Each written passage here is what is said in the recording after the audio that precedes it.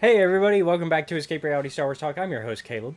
Hi, I'm Seth. I talk Star Wars with this man. We're just going straight live rather than doing the countdown because we're already late. Mm-hmm. So, I guess we can quickly talk about what we've been up to this week. That's not, well, mine's a little Star Wars related, but yours probably not. No. So, I, as mentioned last week, have started playing some Darkest Dungeon. I've been playing a lot of it. Yep. And I have already gone and gotten my first team killed. This happens. So far, no other. There have been a couple of really close ones where only one person has come back. I have started I'm getting better at it, getting them back home alive. But one of the things that I do during these is I will allow whoever I am hanging out with in the Discord, right, to pick one of the adventurers and name them. Oh. Yep. And we have had some pretty good ones. We have had Steve. Steve picked a Crusader and decided to name him Big Man Blastoise. Sky, another friend of mine, he picked a Highwayman, and The Highwayman. yeah. And would you like to take a guess at what he named his? I have no idea. IRS Snitch.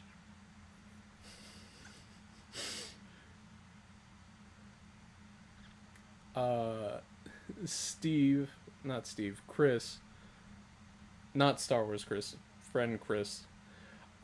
He picked the Hellion. They're like a barbarian type lady named Yolga.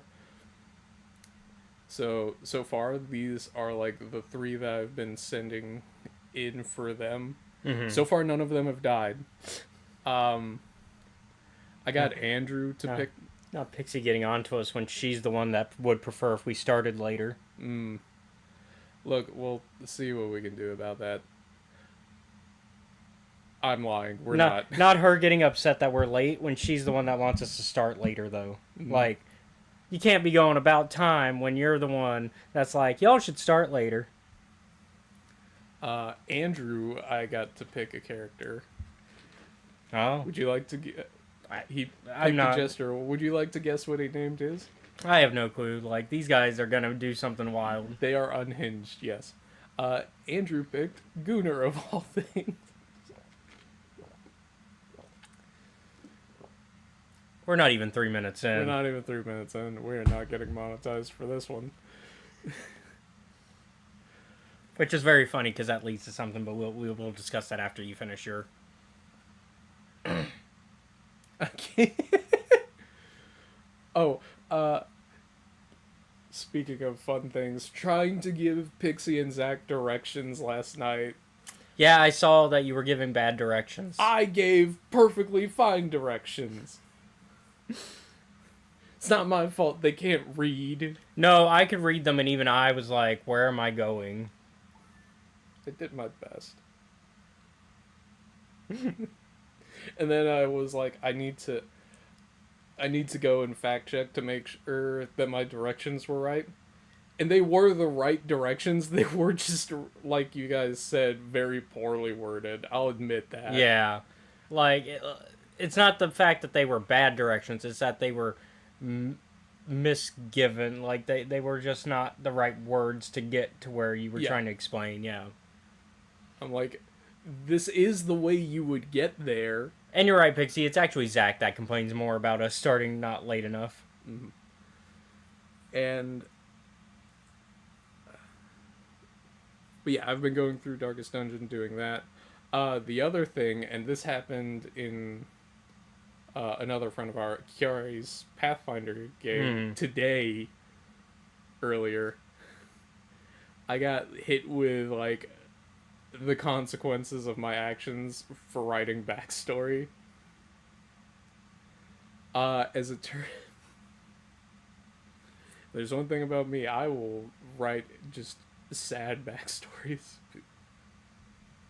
I'll go ahead and, for now, snooze. Keep going. And so, the current character that I'm playing, Hermos, right? Mm-hmm. I was like, how much can I make this man suffer? And in this instance, Kiari did something that I didn't think he was going to do. He actually used your backstory against you? No, I expected... Oh, don't worry. I mean, that's what a good DM does. My character's not the only one who suffered.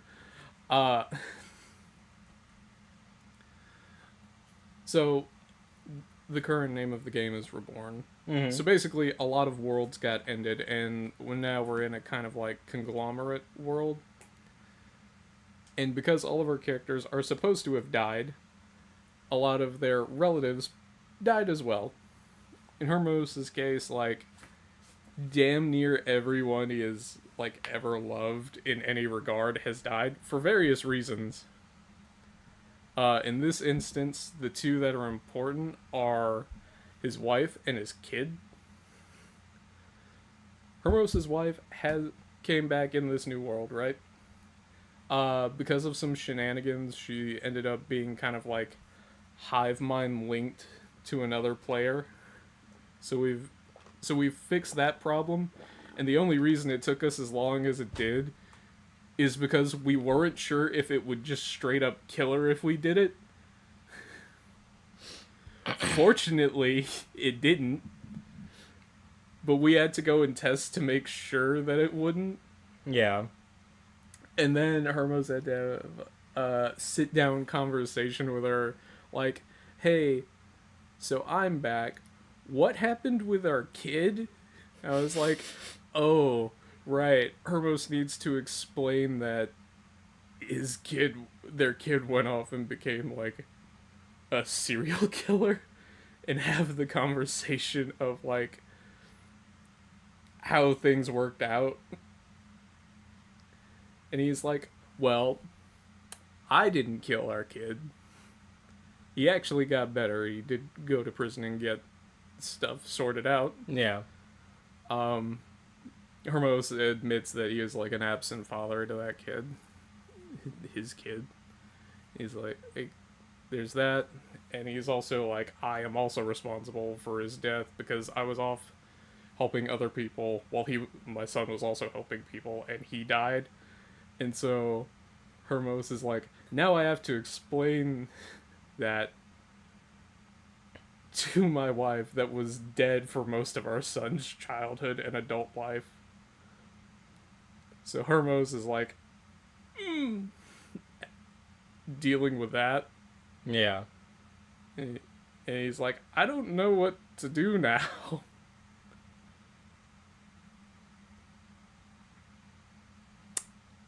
Yeah.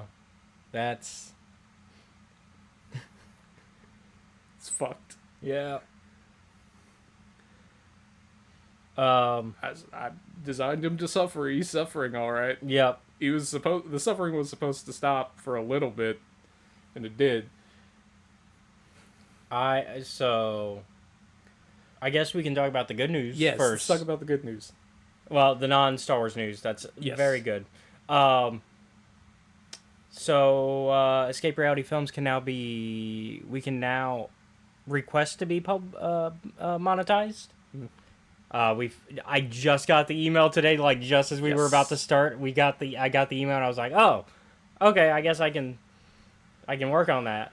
And so so I have to apply to be partner with YouTube, but now we can now apply. Yeah, so yes, very big. That is the first. So there's partner, which will let us get some monetization. It only lets us do monetization through, like, it's not going to be the ad revenue yet. We need more. We need 1,000 more watch hours. So you guys keep going, keep doing what you're doing. You're helping us out. It's working. Give us 1,000 more, and we can actually monetize with ads. But currently, we can apply to be monetized with, like, by having like super likes and stuff, and like whenever we go live, like right now, if you're watching on YouTube, you can do super likes and all that, and that's your way of like, you give us money and you get your comment more seen, right? And so, big steps. And so, I just got to make the application and actually get it approved, and then we're good. I got to actually change some stuff about my AdSense account. Thanks, Zach. Thanks, Pixie. Thank you, Zach. Thank you, Pixie. Yeah, I got to change my AdSense account a bit because it's got the wrong mailing address. So it's got an older house. Because we have had this, Escape Rowdy Films is 10 years old. I wasn't here for all of it, I'll admit that. I'm one of the more recent additions. Escape Rowdy Films is old enough to be going to school, and that's scary. Mm-hmm. But yeah, on a Star Wars-y note, though, of things I've been up to, I've been playing more Star Wars Unlimited, of course, because I've been really into it.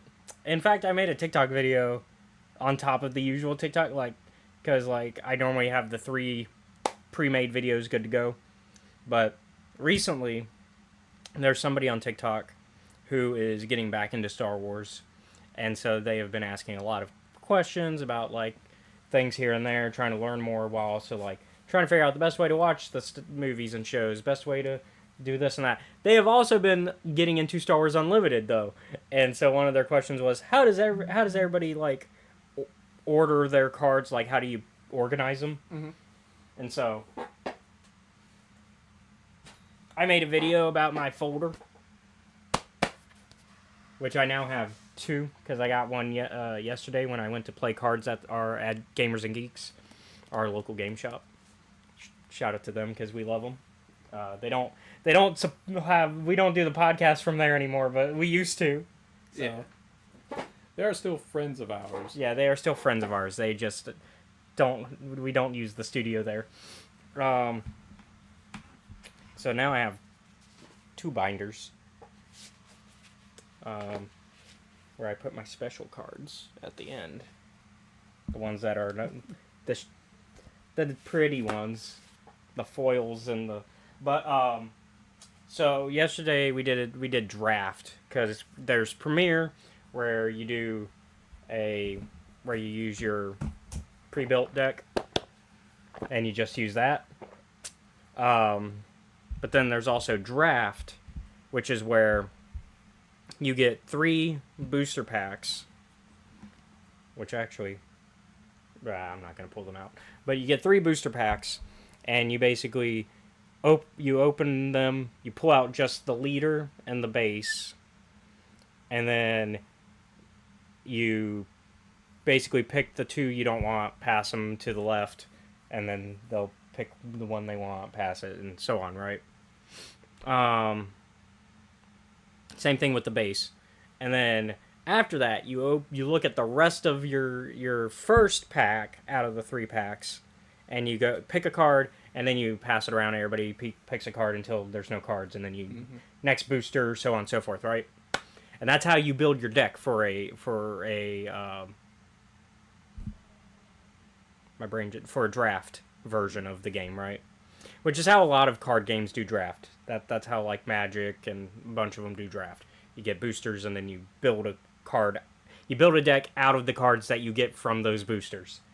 So you're basically building a deck on the fly rather than actually having one pre-made, which makes you have to problem solve a little bit. It makes you have to think a little bit harder on what kind of deck you're building, and you have to have a little more knowledge of how to play the game with those.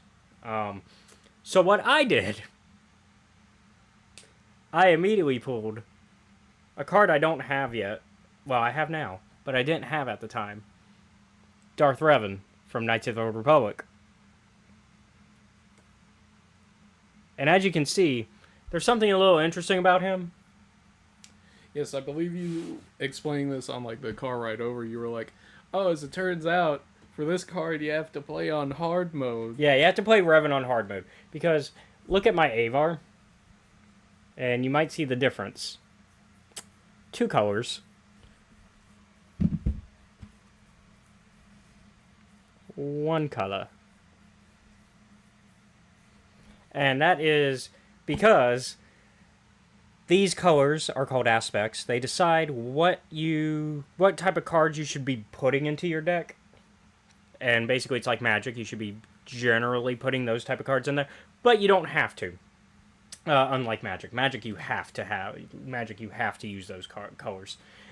Star Wars Unlimited, you don't. You just pay more resources to put something in if it's not one of those aspects. So your other aspect comes from your base color. Because your base has 1 as well. So with Revan, you only get 2 total possible colors. And everybody else, you get 3. But the reason I chose Revan for my deck is because in that very same booster pack, the very same booster that he was in, was this foil Darth Revan's lightsabers. Which is a very good card. And also it's a very pretty card and a very foil card. And it's also hyperspace, which just means it's a type of art style. Which is not the main art style, and it's where you have like the little hyperspace thing next to, like, on the edges of the card.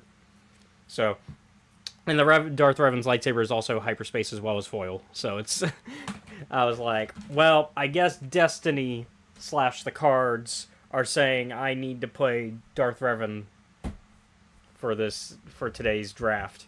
I came in last, but that's okay. Because I still got a pity pack afterwards. Because I came in last out of 4, and it was a 3-way tie for first. So you could argue I came in second.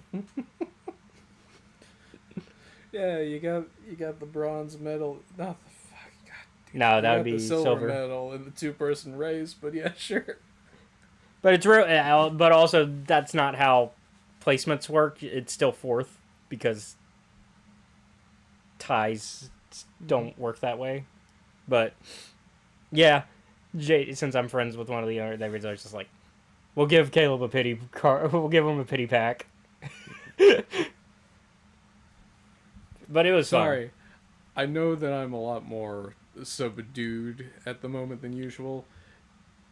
That's because it's another Seth didn't sleep very much. Yeah. On even 3 hours of sleep. But I need to. Speaking of Magic, though, I need to finish making my Rufus Shinra deck. I keep saying I'll make a Rufus Shinra deck, but you gotta do it, man. Is it a money or a time thing? It's a having the time to figure out what I want to put in it. I see. And also, like, I'm bad at these games. In case you haven't noticed, I like to play them. I'm just bad at them. That's not true. I understand the mechanics of a lot of them. I'm just not good enough to, like, build decks myself usually. So I usually look up strategies that other people are using. Like right now, Avar is now being turned into a Twin Suns deck, which is another format in Star Wars Unlimited, which is the multiplayer format, because Premier is 1v1, which is how Star Wars Unlimited mostly is played. But Twin Suns is multiplayer, but it also requires 2 leaders and then a base. And so I finally went in and bought Qui-Gon, the Qui-Gon pre-built deck, because he's one of the pre-builts you can get. You can get him or Darth Maul as one of the current, like, for the current set. There's older sets, so you can get, like, Han Solo, Boba Fett, or, like, the ones I taught you with Mando and Moff Gideon and Ahsoka and Grievous. And then there's also Luke and Vader, but that's impossible to find right now because the thing about Fantasy Flight Games, I love your products, but you are bad at restocking. You are bad at reprinting. They make good stuff, but they never fucking have enough. They never reprint it. Well, they've been better at having enough. They're better at that. It's just reprinting older stuff now, which is now also a problem because it's like, well, I want to get the starter decks from the very first set. Well, we just don't reprint it. Okay. And eventually you have to stop. I get it, cause like even Magic, they don't reprint. You ain't getting anything from the '90s. That's so sad. Yeah, like you aren't getting anything from the '90s. That's just not how. Yeah, unless you are buying outright just that, like off of eBay or TCG or wherever, right? So I'll probably have to go to TCG because I've seen the Luke Invader set there, but because I do want to get all the starter decks. I'll probably get a second Qui-Gon one just because I already broke up that one to build the deck that I'm building. By the way, add in about 5 seconds, so... Yep, just a heads up. But we'll go ahead and talk a little bit of news if you're ready to go into it.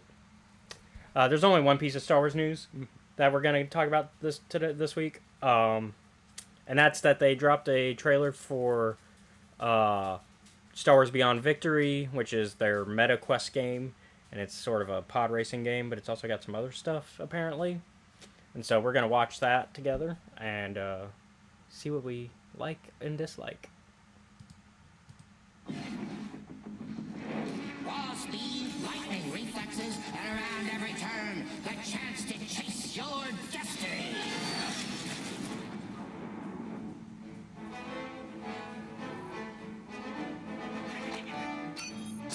Saw you working on your pod last night. Did it race? Yeah, well, winning races is sort of my thing. This is the Hut Coliseum where they hold the championship pod race. And we're going to rock it. You want to know what I learned from Sebulba? Only way to win is do what others are willing to do. I know what you're gonna Oh, say. hey, and Sebulba. I am being careful. I am. Meddling in hut business is about as far from being careful as I can imagine. You stole from me.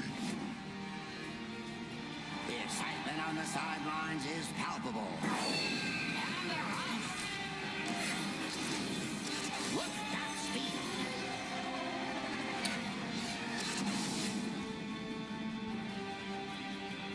I don't know how I feel about it being an AR game.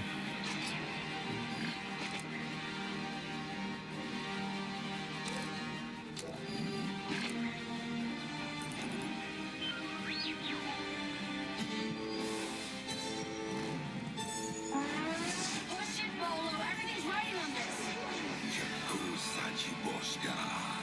So, you in?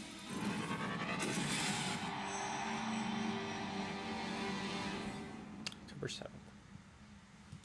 So not too far away. Like I was saying, I don't know how I feel about the AR stuff versus the VR. Like, I like the VR stuff where you're fully in the game. I like the pod race. The pod racing stuff looks fine, although I'm not... I figured it would have been from the cockpit and not AR overhead. I was not expecting AR overhead when they announced it. Is that what you were picturing when they said, "Oh, we're doing a Meta Quest VR pod race game"? Because we did talk about it when they announced it. I think I was more neutral on it then. But were you imagining it would be that? I don't think so, no. Like I Like, thought even first. if it was... I thought first person pod race. Yeah, I would assume that, and even then I'm not interested. Now I'm actively disinterested. Do not want. Really? No, I don't want it. I'm also not gonna buy it Is anyway. it because of the AR stuff though? Like assuming we had the Meta Quest. Assuming we had. Yeah. Is it the AR Yeah. stuff? Okay. Because, like, I get there's some people that think, oh, that's cool. I can have Star Wars stuff around my house. Except you don't. You don't. It's not really. It's in the headset. I want to buy a video game to play a video game. I think it's just You know what it is? It's my a game should be on a disc thing, but even worse. I don't mind that part. Like I said, I just think it's weird that they're leaning so hard into the AR stuff. I like the, and actually I could be fine with the third person view of the game. It's just that then I see my living room and I don't want to see that when I'm playing I want to be immersed in a Star Wars game. It's already bad enough that in the other two pod racing games I can see that it's on a TV. If you're doing one that's a VR game in a headset, that's even worse. I don't know. Zach, Pixie, what do you think? I know I don't like it. Like, I do like seeing Sebulba again. It's nice seeing Sebulba. Wondered where he went. During the Imperial era, it's nice seeing him. Still doing fixed races for huts, I see. Yeah. Okay. Like, and then, I don't know. I think we will have to see if we have access to a headset, because I think one of our friends might have it. But if not, then oh well. But if they do, then we might give it a try, just to give it a once over. That will be like a mini review. That won't be a full episode. That would be like something where we... Yeah, so I don't know. So apparently, yeah, there's 3 separate modes. There's adventure mode, arcade mode, and playset mode. So the adventure mode, I assume, is the story. That's going to be, yeah, where you're, you know, yep. So according to Star Wars Newsnet, while the racing component of the game takes place in the arcade mode, third person, so it's that overhead. Yeah. The depth and detail of the courses and customization available for pod racers will delight fans. I did like the customization. I did see that. I did notice that there was some pod race customizations. So if you're a fan of previous pod racing video games, you might enjoy that, because that is a part of pod racing games, is you just get to customize and make your pod better, right? Let's see. And then it looks like the actual story is going to be within the, you know, the adventure mode.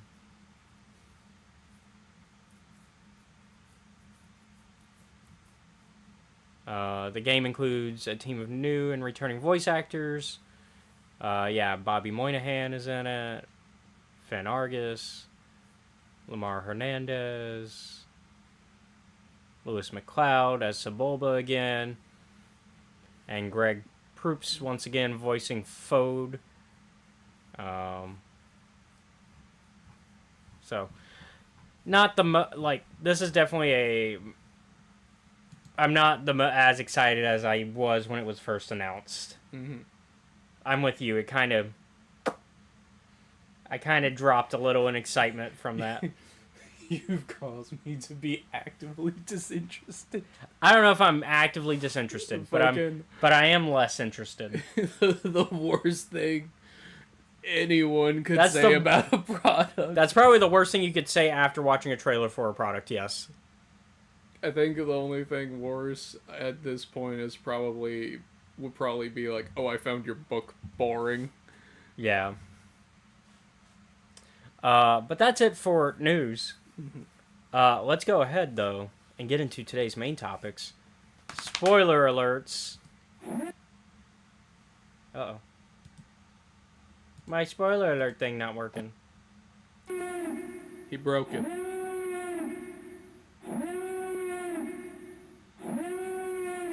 Yeah, so spoiler alerts for the unfinished... It's really weird to give spoiler alerts for one of these. For the animatics of Star Wars, the Clone Wars unfinished episodes, specifically the Utapau Crystal Arc. But also for Darth Maul, Son of Dathomir comic, which you can bring it on the screen. Yeah. And so... yeah.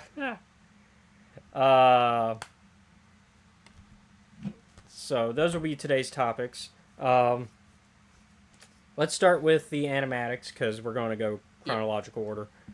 I did not, by the way, read the non-canon stuff in this comic that they added for this release. I don't know if you did. I did, because I didn't know if it would be required reading. It's not.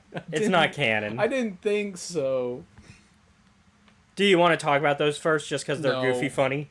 No. Just because they're silly?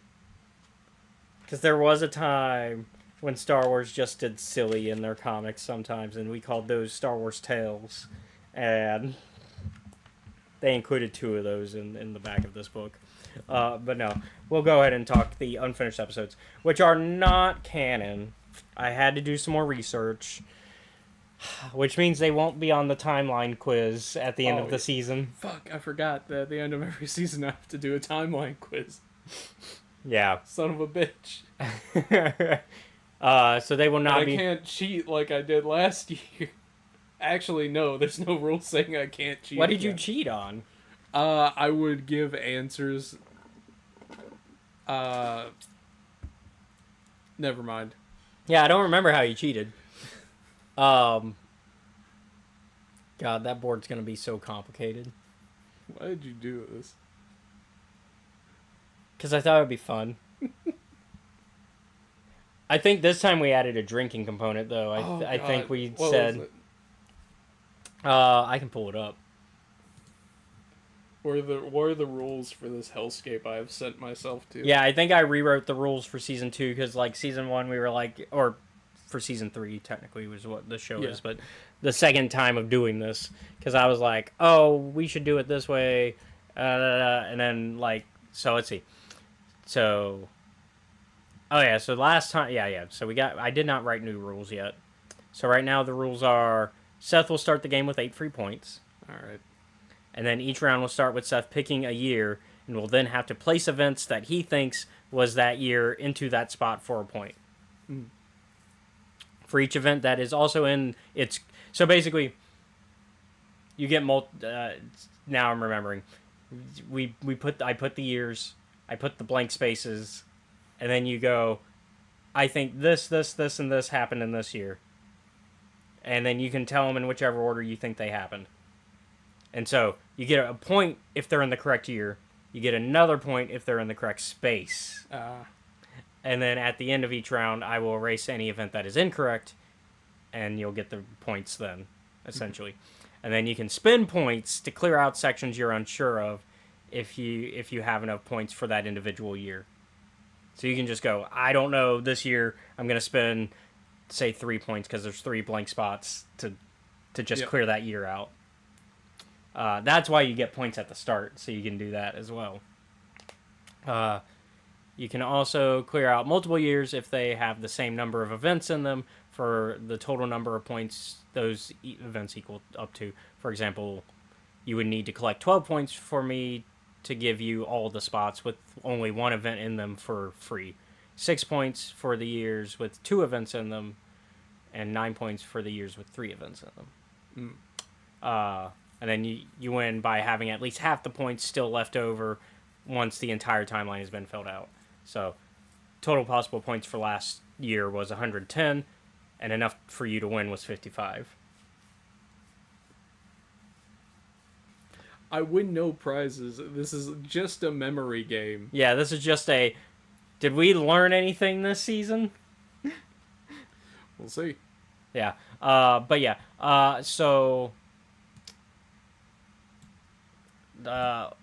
these I opened the I did the I opened the timeline book to be like, oh, this is still canon, right? Because like it was in a gray area, because Schrodinger's canon. After the canon reset, when they were like, all right, 2014, anything coming out from here on canon, the only everything else erased except for the movies and Clone Wars, and then a couple more exceptions were made when that happened. The unfinished animatics that were shown at celebrations as full episodes, like the ones we watched here, and Darth Maul, Son of Dathomir, which at the time was a Dark Horse comic, not a Marvel comic. It has been reprinted by Marvel since, but it was a Dark Horse comic. But of course, by that point, Marvel had gotten the rights to do Star Wars comic. They had gotten the license for Star Wars comics, so that's why part of the confusion, right? And so, these episodes, along with the Bad Batch episodes, were considered still canon. Then Clone Wars Season 7 came out and redid the Bad Batch episodes and kind of made changes to them as well.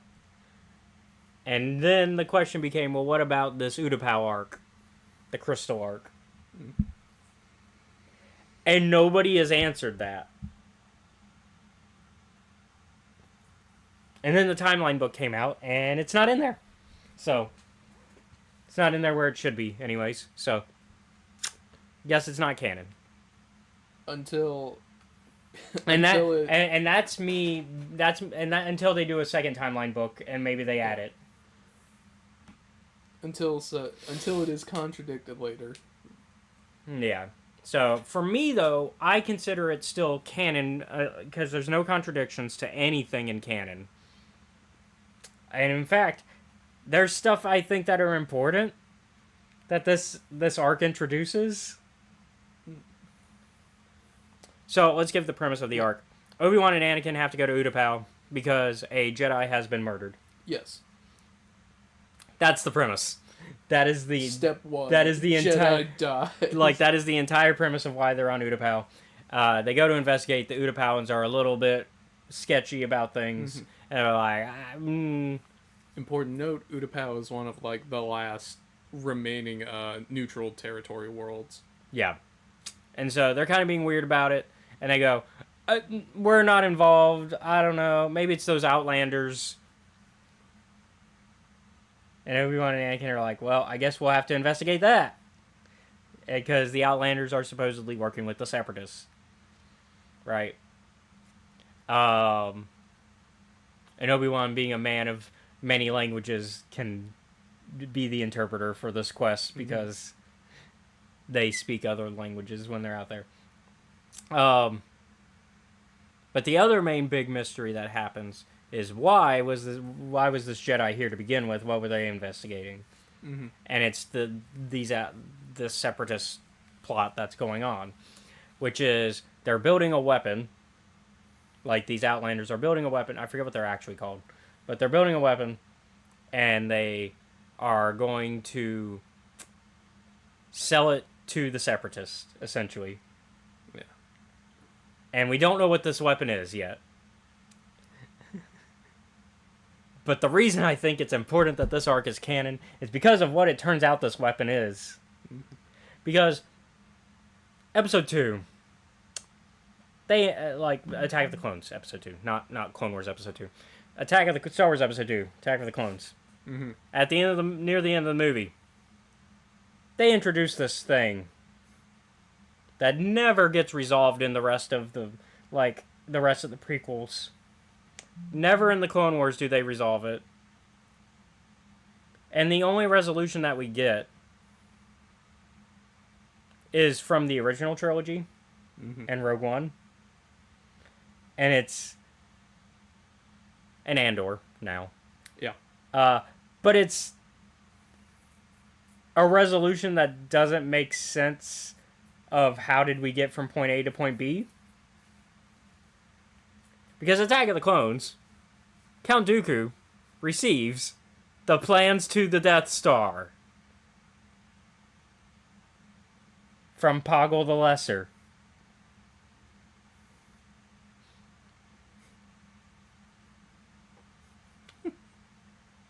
Do you, in fact, remember this scene? I do. I remember the scene. I forgot that his name was Poggle the Lesser, which is a really unfortunate name for him.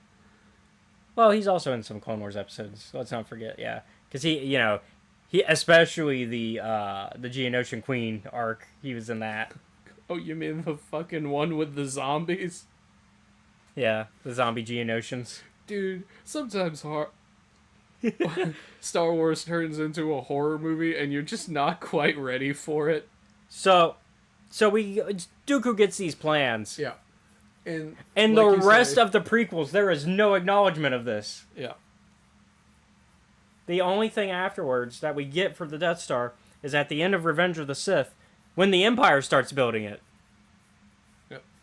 And we Which can... I guess works, like, assuming you only watch the movies, right? And Yeah. you do it, like, 1, 2, 3, 4, 5, 6. Yeah. Then it makes sense. Well, but even then, you're kind of like, well, how did the I mean, I guess it makes sense that since Palpatine was in charge of both the Separatists and the, like... Yeah. But when you start to include, like, the Clone Wars show, and, like, somehow none of this is brought up ever, like, you're telling me Dooku had these plans for planet-destroying weapons, and the Separatists never thought to try to work to implement this?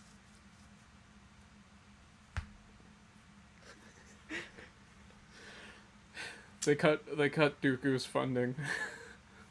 But then the Utapau arc makes this make sense. Yeah. Because now we have a attempt, and you could argue in Clone Wars, the first attempt is the Malevolence ship. Mhm. The Malevolence ship operates on a similar level, except it's an EMP instead of a planet destroying device, right? But it works on the same level. You do the big laser and then boom. But we know that the Death Star operates on kyber crystals. We've known that for a long time. And then, while Rogue One hadn't come out yet when this episode was when these episodes were being created, it kind of fits perfectly into the narrative of Rogue One. Because now you could go, well, Galen heard about this study of crystals before. Like, because Galen already studies crystals very, very much so. And we'll eventually get to a book. He likes his rocks. Yeah. We'll eventually get to the Catalyst book, which is a prequel to Rogue One, and see the hard work he put into these studies. But in it, if I remember correctly, they do mention that the Separatists are also working on the same, because he's been studying it since the Clone Wars. So these episodes fit really well in that regard. Like, immediately with it's just we never seen a crystal that big, because it's the size of basically the bed of a truck. Yeah. Because they get a hover lift to carry it. Yeah. When Obi-Wan and Anakin try to steal it from the bad guys. Yep. And we also get some great we get to continue the whole joke of Anakin can never see Grievous. Ever. In the Clone Wars, Anakin and Grievous can never, I think Grievous can see Anakin, because we've had that, but Anakin can never see Grievous. Because Anakin has to make the joke... well, hold on. Let me double check that. Let me make sure I'm getting the right who can see who.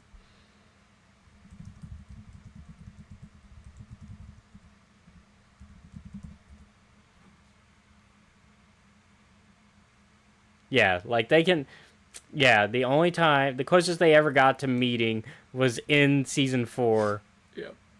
But the reason they can't is because Grievous says that in Episode 3 he expected Anakin to be older, and Anakin expected Grievous to be shorter.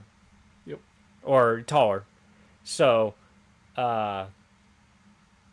he expected Grievous to be taller. So, this is a case of they can never see each other, ever, in the entire show. And the closest they get is the Shadow Warrior episode. Yeah, where they get Where they dragged past each other. But they're both unconscious during that.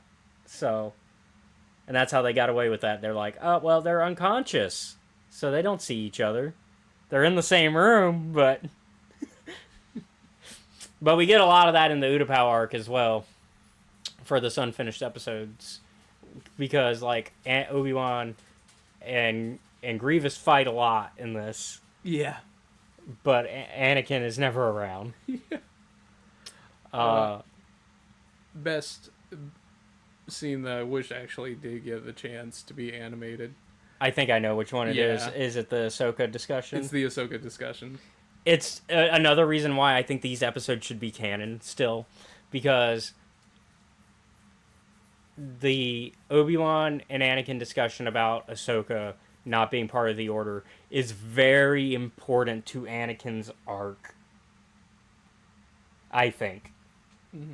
Because we really get a definitive, like, this is what Anakin thinks. Because we don't have that in canon now. We don't. Yeah, at the moment, we do not. We like, the closest we get is the ending of that episode. Like, the when she leaves.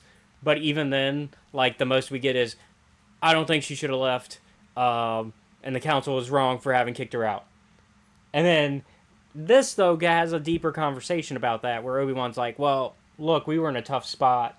This is the real deal of why this had to happen. And unfortunately it did. Also, Ahsoka made her own choice at the end of the day. Like, we invited her back, and while, yeah, like, I understand we probably shouldn't have kicked her out to begin with, this is the case. This is what happened. We can't change the past. There's actually a really good fan. I don't know if it's still up, but a fan did like a full like of just that scene from the animatics where they completed it. Yeah. Let me see if it's still up. Because if it is, we'll watch it real quick.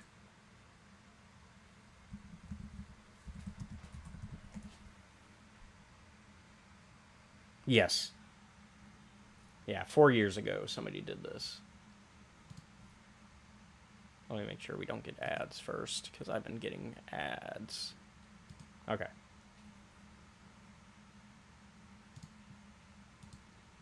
So we'll watch this together, because it is really cool. Yeah.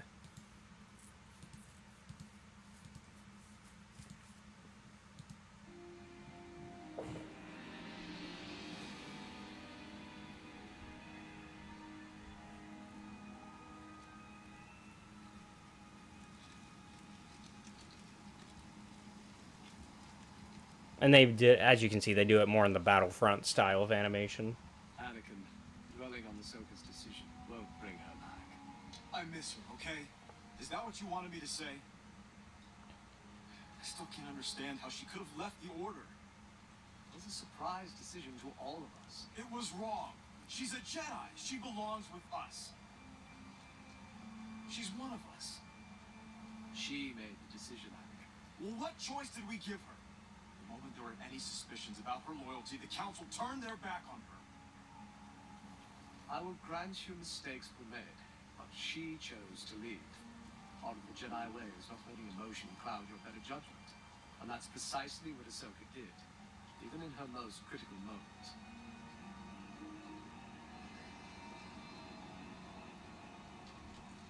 Why don't you get some rest? I'm not tired. You can rest, Master. I'll keep first watch. And then I will accept your kind offer. You can take responsibility for Ahsoka's decision, Anakin. How would you feel if I turned into a major disappointment? It's not the same. It's precisely the same. You took me under your wing and practically raised me. I'm your Padawan, just like Ahsoka was mine. How well would you sleep knowing I failed you? Not very well, I imagine. Luckily, that isn't true. And never will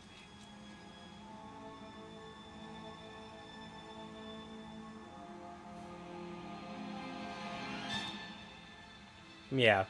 But yeah, so that scene is so good, and it's so important that fans have remade it. Like that, like, I think anybody who has watched the animatics agrees with you that is one of the best scenes in that arc.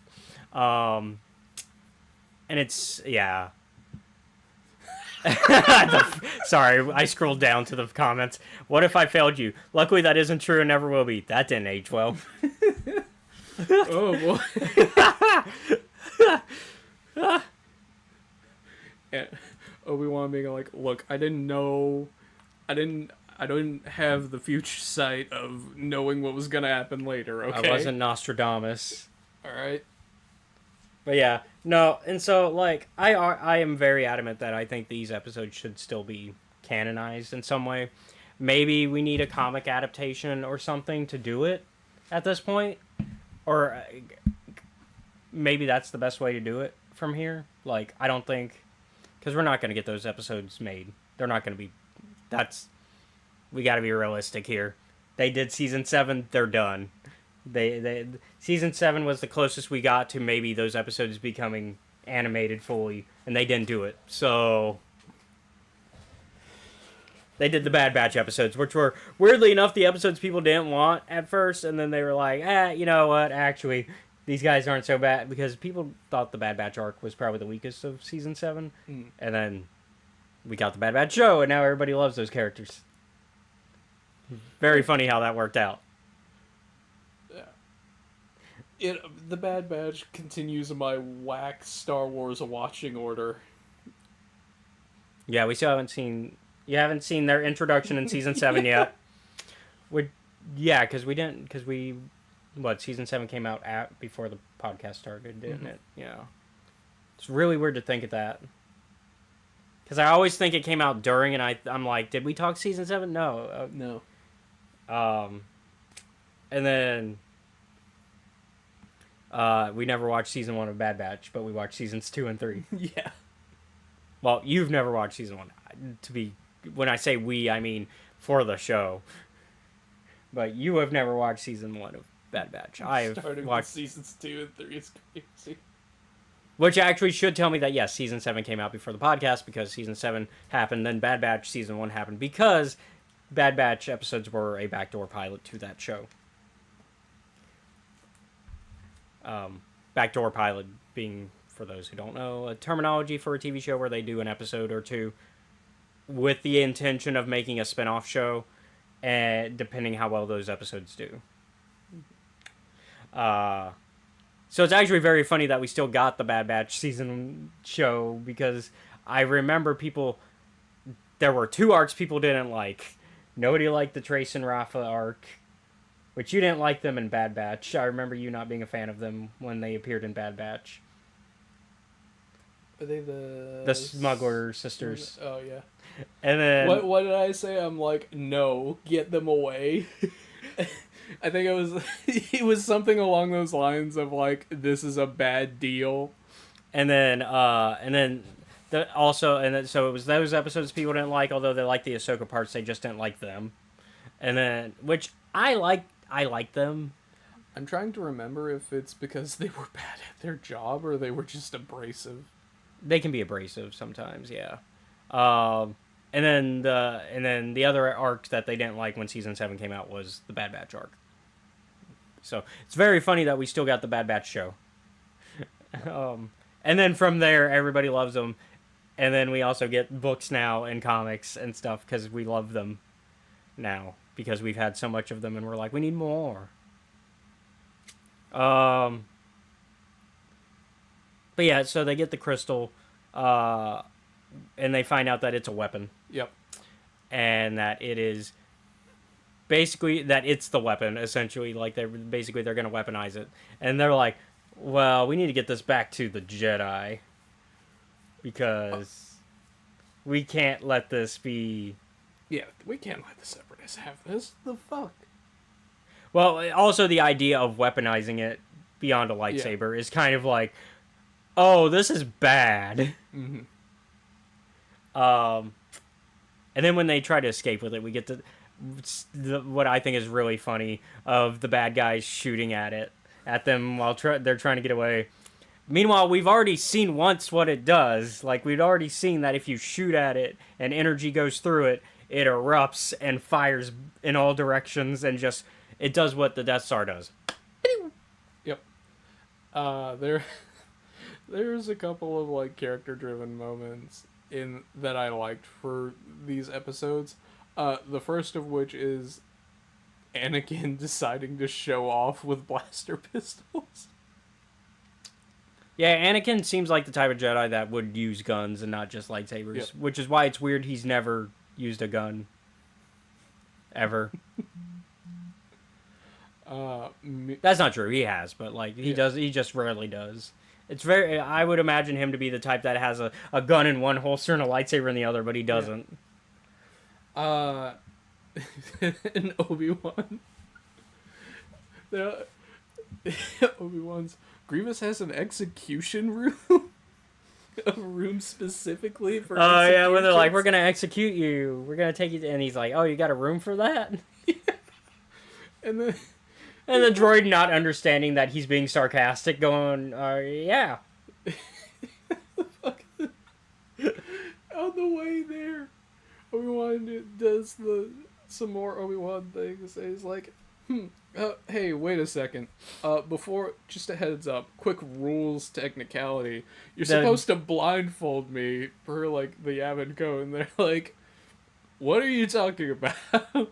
Also, this is maybe another reason that this arc should be canonized, because now we have the removal of Yavin Code from canon, which is our only hints of any like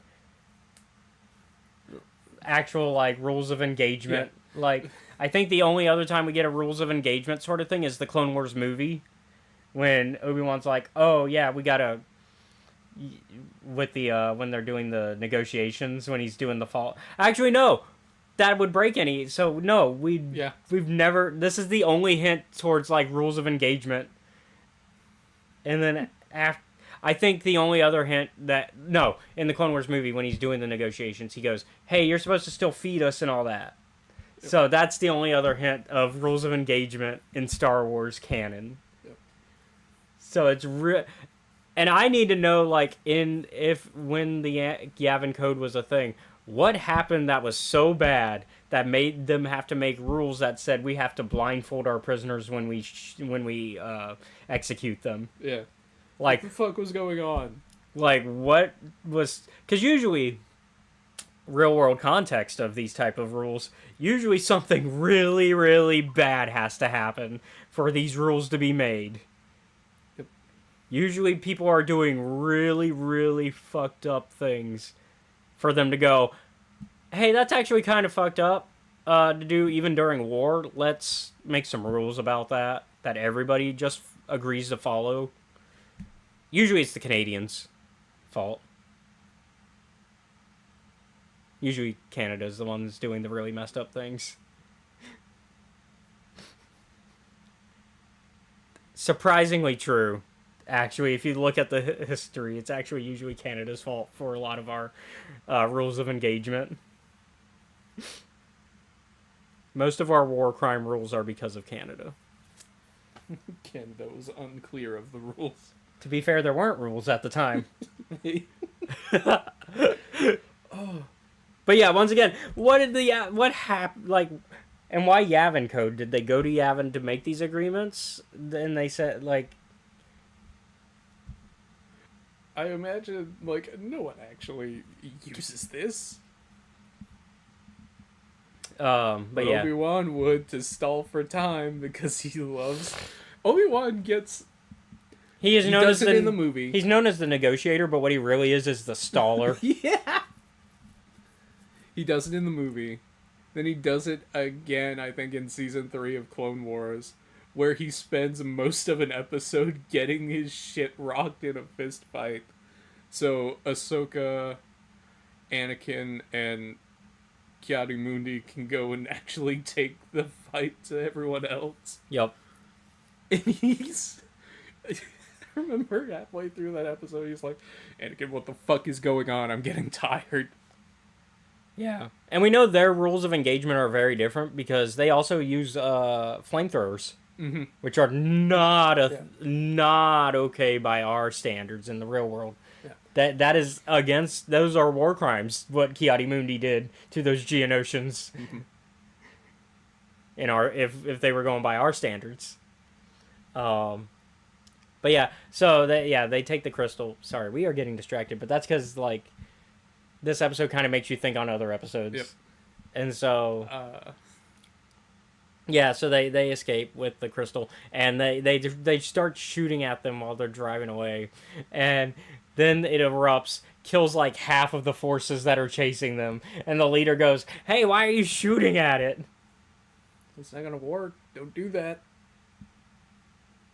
Meanwhile, having to answer phone calls from Grievous, who Grievous is like, "Hey, my Amazon shipment hasn't arrived. Where's it Where is at? Oh, boss, We're getting it. We're working We're working on on it." it. It's on its way." And he's like, "You mean from the hands of the Jedi?" No. It's in delivery. It'll be there momentarily. It's when you're watching the Amazon tracker, and it goes from like, "Oh, it's gonna get here at noon" to 8 p.m. You're just like, how did that happen? What happened here? Meanwhile, Dooku is like, "Hey, Grievous, that thing I told you to go do, are you doing it?" And Grievous is like, I'm working on it. "Everyone is working on it. The Jedi Council.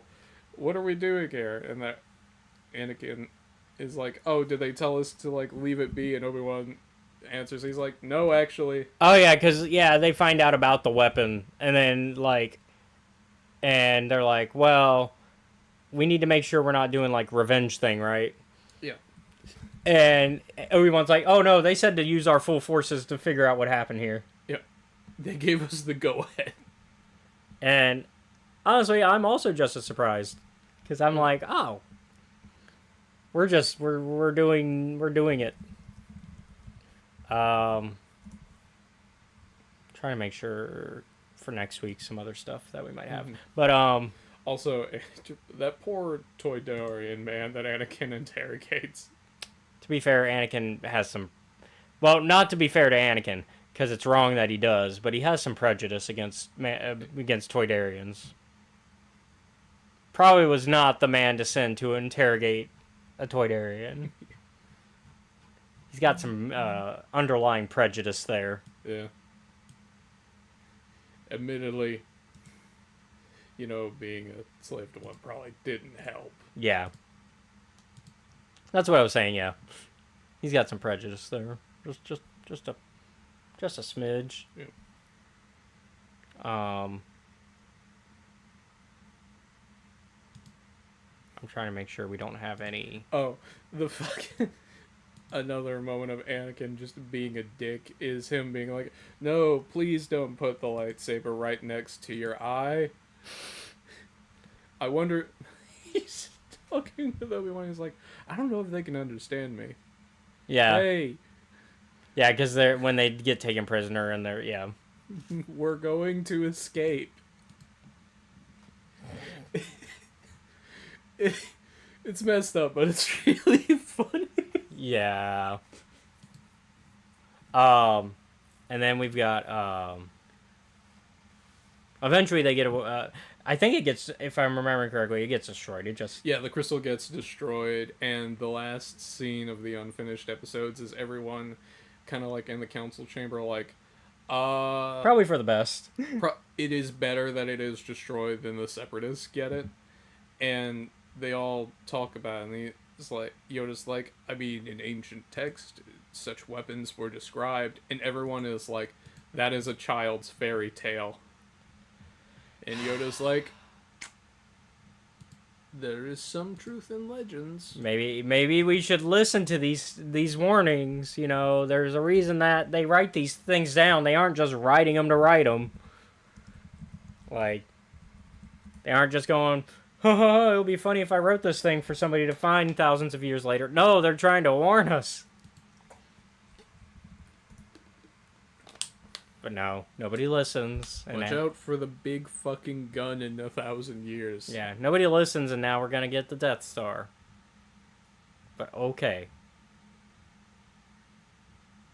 But yeah, that's it for that. Let's jump into Darth Maul, Son of Dathomir, though. Yep. Which I think I like both. I think this has more interesting, wider complications. Mm-hmm. Also, this is still canon, so this one will be on the timeline. So anything that really so this is mostly a story about Maul escaping. Yes. Because we kind of, last time we left Maul, he was still captured by Sidious. So we know he escapes. Mm-hmm. So we need to know how. And then, which it's of course his Mandalorian forces. Mhm. His I was thinking about this. I'm like, wait, didn't Ahsoka beat him?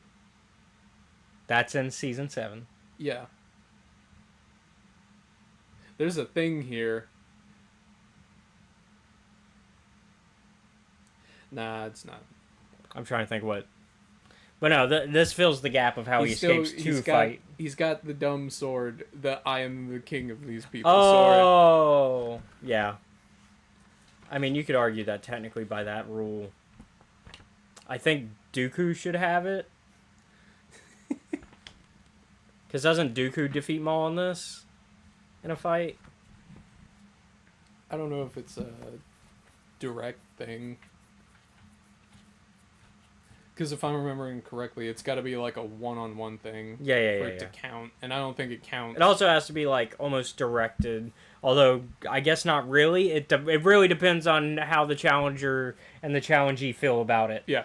Like there are no direct rules because like this, and then when stuff we get in the Mandalorian doesn't equal up all the time either, because like the reason that Moff Gideon just gives it to our boy Din is very stupid because like he's like, oh yeah, you beat me in a fight, here you go, even though it wasn't a direct challenge for it. Yeah. So like the rules of engagement for how to get the Darksaber are very complicated. Mm-hmm.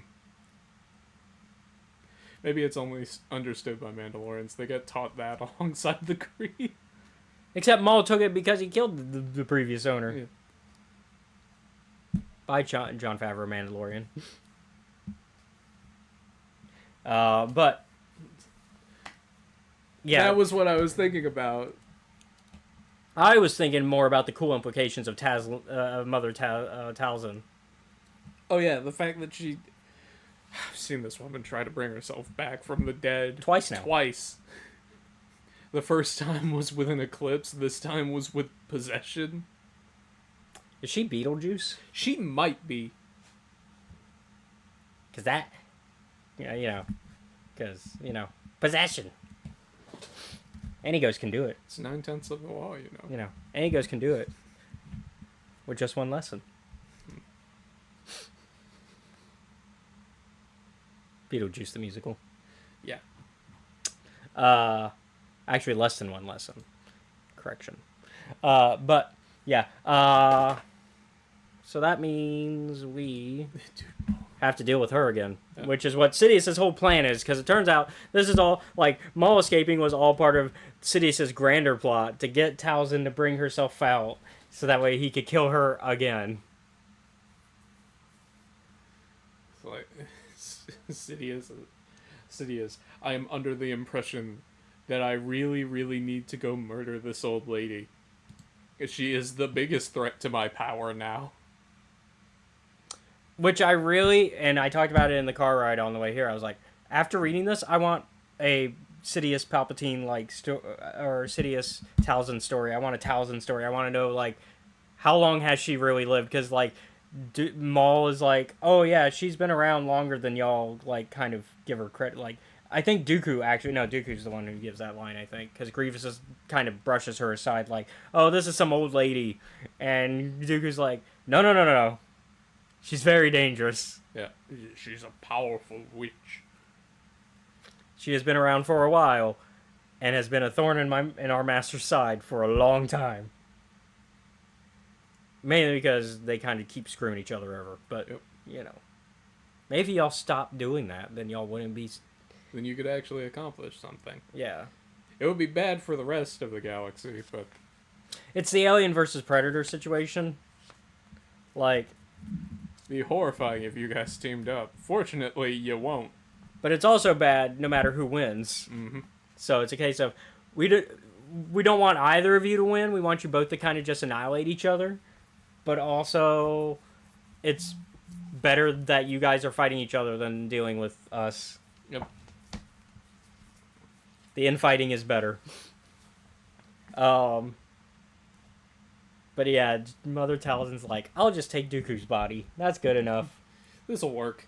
Yeah, because basically the first issue is Maul's escape. Yeah, Maul getting busted out of prison by the Mandalorian. Second issue is the end of the first issue is the beginning of their first attempt, to get Maul back and also kind of draw out Talzin. And we get the start of that we get the rest of that in second issue, where basically it turns out, oh yeah, we laid a trap. We didn't use any of our fighter ships because we were secretly lining them up to get y'all from another side, and basically pincer maneuver you. Yep. Because they were like, why are there no spaceships attacking? Didn't they still have some Mandalorian fighter ships? And they're like, no, I think they ran out. I guess they were destroyed. And then next thing you know, vroom, oh shit.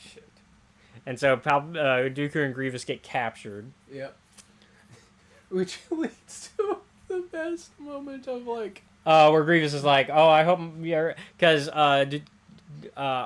first we get some shit talking from Maul, because Maul's like, oh yes, Dooku, you were my replacement, and you really expected that Sidious is gonna keep you around, and like that he cares that I've captured you, because more than likely he's already planned your next replacement, which Maul's not wrong.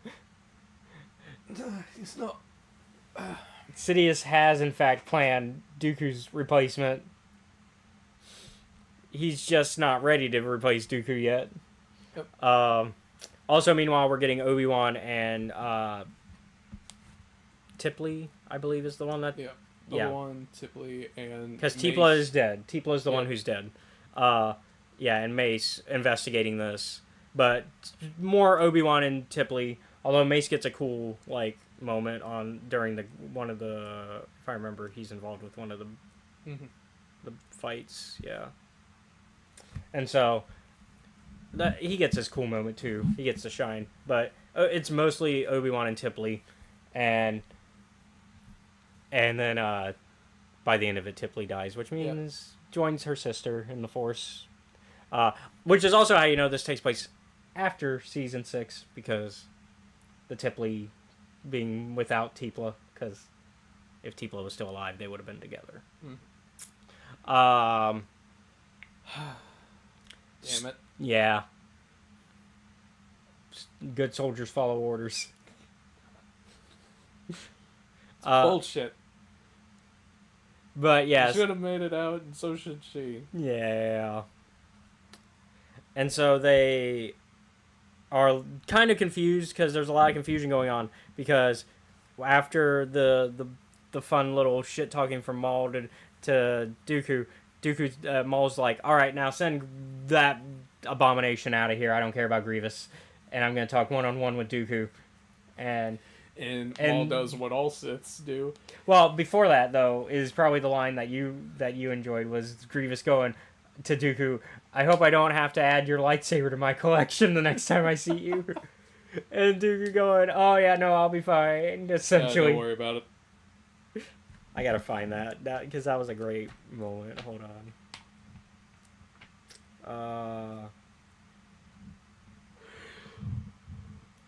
Did I go too far? Yeah, I went too far back.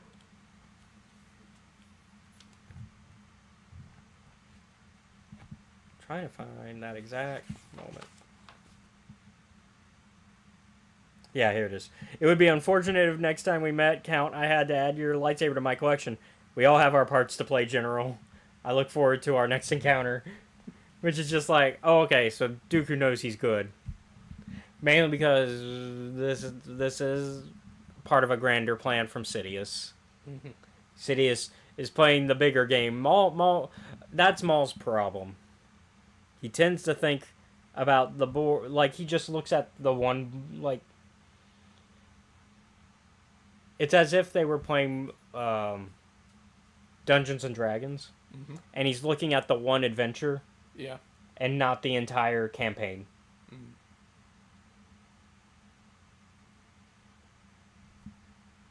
Whereas Sidious looks at the entire campaign and goes, oh, this needs to happen, so that way this can happen, and this can happen, and this can happen. Maul tends to think, well, I just need this to happen, so I can get this little thing right here. Maul doesn't pre-plan. No, he doesn't. he doesn't have his spell list ready usually. Yeah. When it gets his no. But no, and of course, as Freddie Prinze Jr. said, Maul is Sisyphus. Just gotta do the same thing over and over again. He keeps lifting that boulder only to be crushed by it and have to start over. Which I think is accurate. Yeah, Maul is just Sisyphus. He's doing the same thing over and over. And he makes some movement. He makes some progress, but then the moment he's like near the peak, tumbles back down. Happened with the Mandalorian arc where he tried to take over Mandalore. Sidious came in and was that boulder knocking him down. Mm-hmm. Happens here. Yep. Once again, Sidious is that boulder. Yep. It's quite the boulder too. Because eventually Sidious and Grievous kind of... Anybody else probably would have been fine. Sidious? Nope. And so what happens is Maul basically, like you said, he does the thing Sith always do, tries to recruit. Yep. He's like, you should join me. You should join my team. You're great at picking winner teams. You left the Jedi, they suck, because you saw the Sith are going to win, so you join the Sith because they're winners. But you see, the Sith are now the losers, and you got to join me because I'm the winner. And Dooku's like, okay, I mean, we'll see. We'll see. Yeah. Meanwhile, I was thinking about this. I'm like, Maul, you can't do the lightning thing. Dooku is stronger than you are, man. Well, it doesn't matter because it turns out that Dooku's just going to be, the body for Talzin. Yeah. So, he's strong enough to potentially contain Talzin. Yep. Like, so... Also, Palpatine, Sidious, seeing Grievous and Dooku captured, and, like, Maul's like, maybe I should just kill him now. And him being like, okay. This changes nothing for me. I'm like... And Maul's like, yeah, that makes sense. Yeah. God damn it. He's like, that's exactly what I told Dooku, I guess. So, yeah, that makes sense. Like, I was hoping I could get more of a reaction. Oh, well.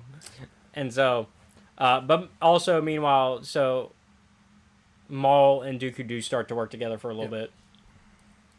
And this causes confusion with the Jedi because they're like, wait, they were just fighting each other. Isn't it supposed to... They're allies now? And Palpatine, having to be the old Supreme Chancellor, old man, goes, well, maybe it was a lie. Maybe it was a trap and they were trying to trick you. Maybe.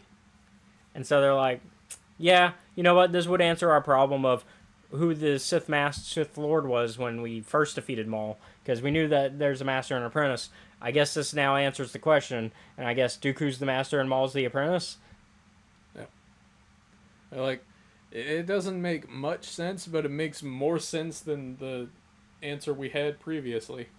Yeah, they're like, this gives us a answer. It's a alternative. We have something. Otherwise, we don't really know what's going on. But yeah, and so Sidious, meanwhile, goes, well, I guess I gotta go save their asses.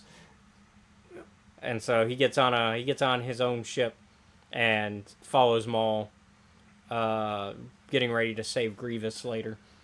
Meanwhile, Maul takes them to Dathomir's and is like, all right, time to bring my mom back to life. Yep. And they use Dooku as sacrifice. So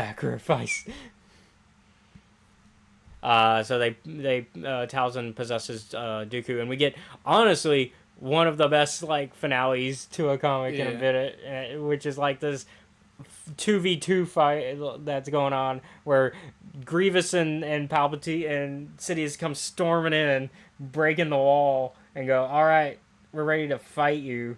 And Palpatine's like, I'm gonna get rid of you, old lady. You can see the fucking Versus logo appear on... And so, Palpatine fights Dooku possessed by Talzin, and Grievous and Maul fight, and we get some great fights there. And honestly, when there's also a really good where was it? There was. Oh, this is also a struggle for Maul because at this point, they are losing fights, and so Yeah. the criminal underworld's like, "Fuck this shit, we're out." Mhm. They're like, "You deal with your own problems." He promised us riches, and we keep losing money actually, Yeah. and all that's left is his leader for the Mandalorian units. And she's like, "I'm gonna hunt you fuckers down if I." I'll do it with my own hands. Yeah. And They're like, they're "Well, like, good luck with that." good luck with that. You gotta survive this fight first. Yeah. I'm trying to remember, because I think I'm gonna double check my information here. Mm.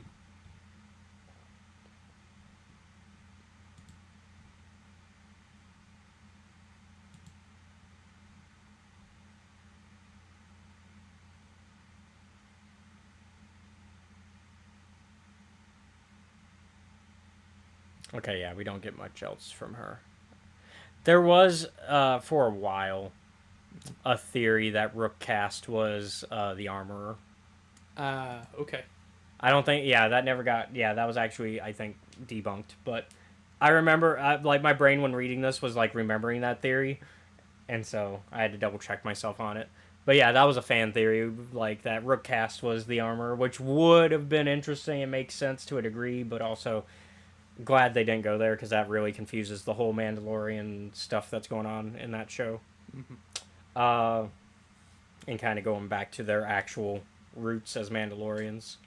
Whereas Maul kind of muddied the waters with that. Oh, but yeah, eventually Mother Talzin doesn't need the body. Mother Talzin goes, "Fuck this, I'm ready." I'll do it myself. And we get a cool Lightning v Lightning. And Mother Talzin basically gives Maul one of those "run, my son" moments. And the most brutal killing of Mother Talzin ever happens with Grievous double lightsaber in the chest. Yep. Honestly, it's a really cool, like, artistic moment. And of course Maul witnesses it. He has to be dragged away. Yeah. The Mandalorians have to drag him away. Meanwhile, Mother Talzin turns to dust. Yep. But even then, she's not. Don't worry, she'll come back a fourth time. But even then, she's not fully dead because, like, we still have Spirit Talzin in the Tales of Underworld when she tells Asajj Ventress how to come back via love.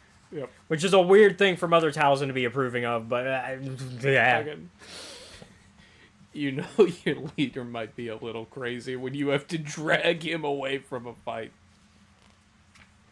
But yeah. And so, I like this arc. Yeah. I liked it. I love this comic. I remember how much of a pain it was to get this comic because, like, this comic came out right as the switch was happening for Dark Horse to Marvel. Mm-hmm. And so it became a case of they printed it. They printed the Dark Horse version of the trade paperback, but not a lot of them. And then the switch happened. And that was like 2013, 2014. Yeah, 2013, 2014.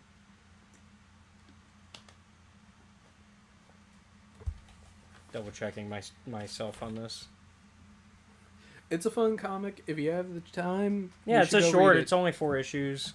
It's we didn't give a rating for the unfinished, but it's unfinished. It's unfinished. There's a dash. Yeah, There's no number for it. Yeah, for Clone Wars unfinished episodes. I mean, for that Utapau arc, as a story, I would give it an 8. But of course, it's an incomplete product, so it's hard to give it a proper. Yeah. I'm leaving this one blank. There is, And that's fair because it's an unfinished product. You can't really judge an unfinished product that well. it's hard to, because you're like, well, the animation could have made it even better. Who knows? But I like the story enough that I'm like, I can give it a number, at least on story level. For Darth Maul, Son of Dathomir, that's an honestly, it's a 9. It's a 9. It's a good. It's very short. It's only 4 issues, like I said, but it tells the story it needs to. It doesn't feel like there's anything missing entirely, although I think Darth Maul and Dooku teaming up could have been a little bit longer, because it does. We literally go from issue 2, they're teaming up, to issue 3, the very start of it is Dooku going, fuck you guys. Like that's how quick that transition is. And then Maul's like, that's okay, we're gonna turn you into my mom, so it's okay. That's a crazy sentence. But that is that's what happens in it. so, like, I think some of the pacing could have been maybe stronger. That might be some of what's preventing it from a 10, right? Is pacing. But it's also a 4-issue comic. Yeah. And that is supposed to be, because these are episodes of Clone Wars that were not made. This follows that same idea of the unfinished episodes. This is a case of, this was made as a comic because this was after season 5 cancellate, like the show got canceled after season 5, and then we got season 6 because Netflix decided, hey, we'll do season 6. But obviously they weren't far enough along for some of these to become episodes. So, say the unfinished episodes we watched today, those weren't even at that stage. Those were just at that stage, and then this was in script format. This wasn't even animatics, right? So, I think as a way of continuing to tell those stories and be able to resolve some plots that they wanted to, it serves its purpose. It almost feels like each issue is a episode of the show. Almost. You could probably have made this, like I said, you could have made this longer. There's probably scenes cut out that they just figured for a comic purpose would have dragged it as a comic, but not as a TV show, right? Because different mediums require different storytelling levels. You write towards the medium that you're using. And I think it gets a 9 because of that, personally, like, for what it is. It's a fun Darth Maul story. If you like Darth Maul, you like Sith stuff, essentially. If you like Sith and ghost stuff, I guess, too, because with Talzin. And a little bit of, I guess, watching the Jedi fumble a mystery. Because they do not actually get any answers at the end of this. Nothing is resolved, and Tipley is dead. Yeah, they're like, well, we didn't learn anything. Like, we guess Dooku's the master and Maul's the apprentice. But also now they're hating each other again, so I don't know. Because they do get that I think they do figure out, oh, they're not working together again at the end. Yeah. Which that is an important thing that they figure out, because they then eventually have to still be investigating who the master is. Like, but that doesn't make any goddamn sense. Yeah.